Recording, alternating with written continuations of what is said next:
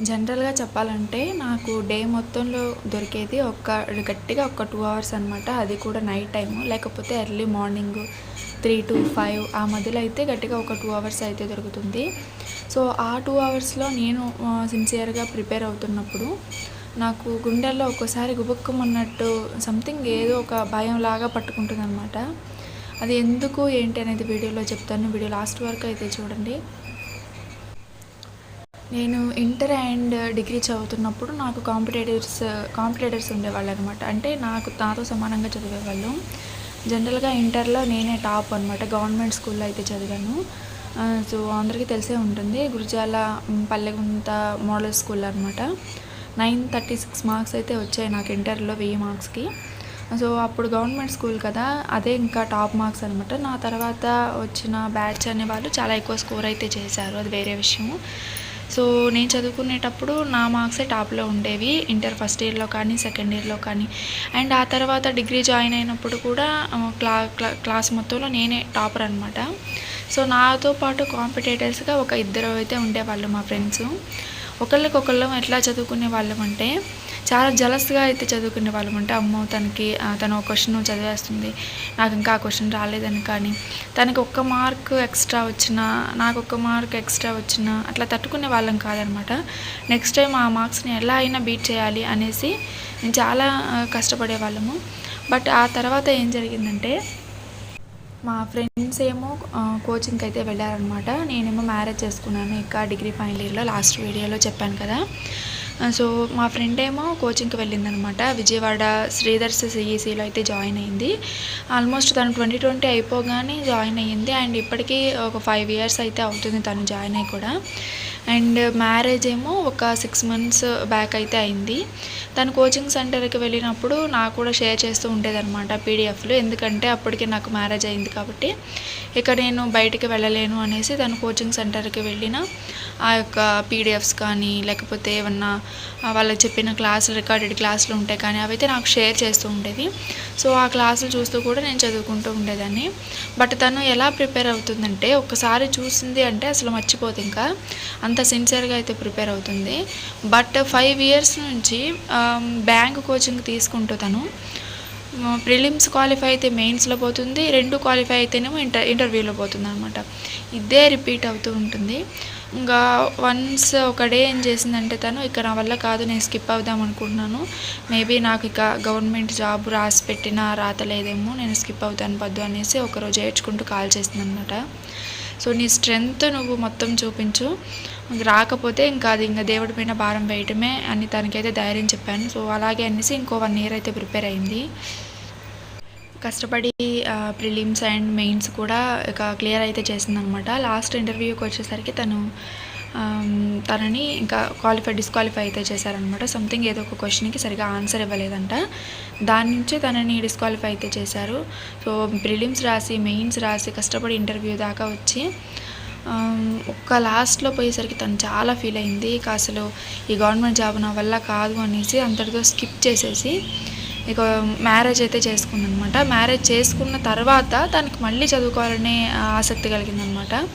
So, తర్వాత చదువుకోవాలంటే B Ed చేద్దాం అనుకుంది. బీఈడీ చేసి ఇక స్కూల్లోకి కానీ, లేకపోతే లెక్చరర్గా కానీ పీజీ చేసి వెళ్దాము అనేసి నేను ఇంకా ఏమనుకుంటున్నాను అంటే, అసలు ఇక అమ్మాయి వల్లే కాలేదు, నా వల్ల ఏమవుతుంది అని అయితే ఎక్కడో ఒక హోప్ అయితే మిస్ అయింది. బట్ అప్పటి నుంచి కూడా అసలు తన వల్ల కానిది నా వల్ల ఎందుకు అవుతుంది, తను కోచింగ్ కూడా వెళ్ళింది, ఇన్ని సంవత్సరాలు కోచింగ్ కూడా తీసుకుంది, తన వల్ల కాలేదు, ఇంట్లో ఉంటూ ఈ పిల్లలతోటి జాతరతోటి అసలు ప్రిపేర్ అవ్వగలనా, ఈ 2 అవర్స్లో నేను అసలు ఏం సాధించగలను అనేసి ఒక నైట్ అంతా కూర్చొని అయితే ఏడ్చాను. బట్ ఈ నోటిఫికేషన్ పడ్డప్పుడల్లా దానికి అప్లై చేయడము, జాబ్ రాకపోవడము, ఏడవడము, నాకు ఇదే సరిపోతుందనమాట. బట్ ఈసారి ఇంకా అలా చేయడం లేదు. ఏదైతే అదైతే అనుకుంటున్నాను. సో, ఒక డెసిషన్ అయితే తీసుకున్నాను. ఇదే మై లాస్ట్ అటెంప్ట్ అనమాట గ్రూప్ డి అనేది.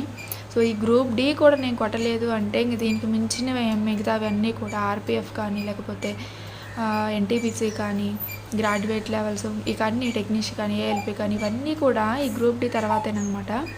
అంటే లోయెస్ట్ క్వాలిఫికేషన్ కదా, 10th క్లాస్ బేసిస్ మినిమం క్వాలిఫికేషన్తో ఈ జాబ్ కూడా నేను కొట్టలేదు, నేను ప్రిపేర్ అవ్వడానికి నాకు ఇంత టైం లేదు అనిపిస్తే కానీ ఏ జాబ్ అయితే కొట్టలేను అనే ఒక డెసిషన్కి అయితే వచ్చేసాను. చదివితే ఈ గ్రూప్ డి అనేది సిన్సియర్గా చదివి జాబ్ కొట్టడమా, లేకపోతే లైఫ్ మొత్తం మీద ఇక గవర్నమెంట్ జాబ్ని స్కిప్ చేసేసి ఏదో ఒక ప్రైవేట్ సెక్టర్లో పిల్లలు పెద్ద అయిన తర్వాత చూసుకోవడమా అనేసి ఒక 2 డెసిషన్స్ మీద అయితే ఉన్నాను. సో ఫైనల్గా గ్రూప్ డి వస్తే ఇక ముందుకైతే వెళ్తాను, రాకపోతే మాత్రం ఇంతటితో స్కిప్ చేసేసి నా యూట్యూబ్ ఛానల్ అండ్ నేను ఏదో ఒక ప్రైవేట్ సెక్టర్లో అయితే సెటిల్ అయిపోదామైతే అనుకుంటున్నాను. సో ఇదనమాట. డే మొత్తం మీద దొరికే 2 అవర్స్లో కూడా పిల్లలతో కానీ, లేకపోతే సడన్గా పిల్లలు లేసి ఏడిపిస్తూ ఉంటారనమాట. లేకపోతే ఇంట్లో ఏదో ఒక ప్రాబ్లము, ఏదో ఒక సమస్య, ముందు జరిగిన రోజు సమస్య అవన్నీ గుర్తొస్తూ ఉంటాయి. అవి తలుచుకున్నప్పుడు నాకే కోపం వస్తూ ఉంది. సో ఆ కోపాన్ని ఎవరి మీద చూపించాలో అర్థం కాక పిల్లల్ని కూడా ఒక్కోసారి కసురుకుంటూ చేదరించుకుంటూ అయితే ఉన్నాను. అదైతే నాకు చాలా బాధగా అనిపిస్తుంది. సో అసలు ఎందుకు ఇంత కష్టపడి కూడా పిల్లల కోసమే కదా, వాళ్ళని ఇబ్బంది పెట్టి నేను ఇట్లా చదువుకోవడం నాకు అవసరమా అని అయితే అనిపిస్తుంది. ఎంత చదివినా ఏం రావట్లేదు కదా అని హోప్ అయితే మిస్ అవుతూ ఉంది. సో అందుకని ఈ నిర్ణయం అయితే తీసుకున్నాను. అందుకోసమే పెళ్ళి అనేది వాయిదా వేసుకోండి అని అయితే నిన్నటి వీడియోలో చెప్పాను. సో కంప్లీట్గా చేసుకోవద్దని కాదు, వాయిదా అయితే వేసుకోండి. ఎందుకు అంటే మీరు పెళ్ళి చేసుకున్న ఇంకొక ఫ్యామిలీ వస్తుంది, ఆ ఫ్యామిలీని పోషించాలి అంటే ఏదో ఒకటి ఉండాలి చేతిలో. ఈవెన్ బిజినెస్ కానీ, జాబ్ కానీ, ఏదన్నా ప్రైవేట్ జాబ్ కానీ, ఏదన్నా సరే చేతిలో ఒకటి కనుక ఉంటే అప్పుడు మాత్రమే మీరు పిల్లల్ని పోషించగలరనమాట. సో ఫ్యామిలీని లీడ్ చేయాలన్నా ఏదో ఒక బాధ్యత, ఒక రెవెన్యూ వచ్చే మార్గం అనేది మీ చేతిలో ఉండాలి. అప్పుడు మాత్రమే పెళ్లి చేసుకోవాలి. లేకపోతే ఎటువంటి రెవెన్యూ లేకుండా పెళ్లి చేసుకుని సో చేసుకున్న వాళ్ళని ఇబ్బంది పెట్టడం, పిల్లల్ని, ఫ్యామిలీని సరిగా చూసుకోలేకపోతున్నాను అనే బాధ ఒకటి. సో అప్పుడు దాకా చదివినందుకు జాబు రాదు అండ్ పని కూడా ఏమీ రాకుండా అటు ఇటు కాకుండా మిగిలిపోతాం అనమాట. అదైతే నాకు ఇష్టం లేదు. సో అందుకని మీ అందరికీ కూడా సజెషన్ అయితే ఇచ్చాను. 1 or 2 years మనకి లేట్ అయినా సరే జాబ్ వచ్చిన తర్వాతే చేసుకోండి, లేకపోతే ఏదైనా పనిలో సెటిల్ అయిన తర్వాతే చేసుకోండి అని అయితే చెప్తున్నాను. మ్యారేజ్ చేసుకున్న తర్వాత వచ్చే బాధ్యతలు కానీ, మెంటల్ స్ట్రగుల్స్ కానీ అన్నీ ఇన్ని కావు. టు బీ ఫ్రాంక్ ఫేస్ చేసి అయితే చెప్తున్నా. ఎవ్వరూ కూడా మ్యారేజ్ అయితే చేసుకోవద్దు అప్పుడే. అసలు నేనే ఈ డెసిషన్ అయితే తీసుకున్నాను అనమాట. ఇక గ్రూప్ డి తర్వాత దేనికి ప్రిపేర్ అవ్వద్దు, దేనికి అప్లై చేయొద్దు, ఫ్యామిలీతోనే ఉండాలి, ఫ్యామిలీని బాగా చూసుకోవాలి అని అయితే ఉన్నాను. బట్ ఏంటి అంటే ఈ యూట్యూబ్ ఛానల్ స్టార్ట్ చేసిన తర్వాత నాతో పాటు నడిచే వాళ్ళు చాలామంది అయితే ఉన్నారనమాట.